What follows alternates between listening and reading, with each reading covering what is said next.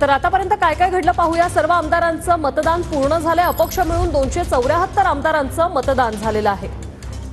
तुरुंगातून आणलेले भाजपचे आमदार गणपत गायकवाड यांनीही मतदान केलंय। विरोधकांच्या आक्षेपानंतर गायकवाडांना काही काळ रोखण्यात आलं होतं। तर केंद्रीय निवडणूक आयोगाच्या सूचनेनंतर गायकवाड यांच्या मतदानाचा मार्ग मोकळा झालाय। गेल्या वेळी तुरुंगात असताना अनिल देशमुख यांचा त्यांना नकार देण्यात आला। मग गायकवाडांना सूट का दिली जाते असा प्रश्न विरोधकांनी विचारला।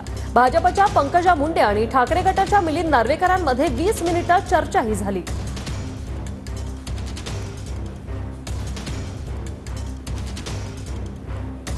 तर भाजपच्या पंकजा मुंडे आणि ठाकरे गटाच्या मिलिंद नार्वेकरांमध्ये चर्चा झाली। मतदानाआधी मनसेचे एकमेव आमदार राजू पाटील हे भाजप कार्यालयात दाखल झाले होते। तर मतदानाआधी माकपचे आमदार विनोद निकोलेंची मिलिंद नार्वेकरांसोबत भेट झाली। शहाजी पाटलांना प्रकृतीच्या कारणास्तव मतदानासाठी एक मदतनीस दिला गेला। शिंदे गटाचे प्रकाश सुर्वे आणि काँग्रेसचे अमीन पटेल व्हीलचेअरने मतदानासाठी पोहोचले।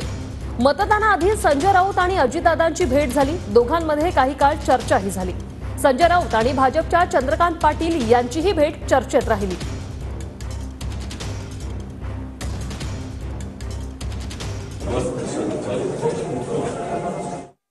मुख्यमंत्री एकनाथ शिंदे यांनी ज्यावेळी मतदानाचा हक्क बजावला त्यावेळचे आहेत। तर उपमुख्यमंत्री देवेंद्र फडणवीस यांनीही मतदान केलंय। तर उपमुख्यमंत्री अजित पवार यांनीही आपला मतदानाचा हक्क बजावलेला आहे। एकूण 74 आमदारांनी मतदान केलेलं आहे। 100% मतदान पूर्ण झाले आहे।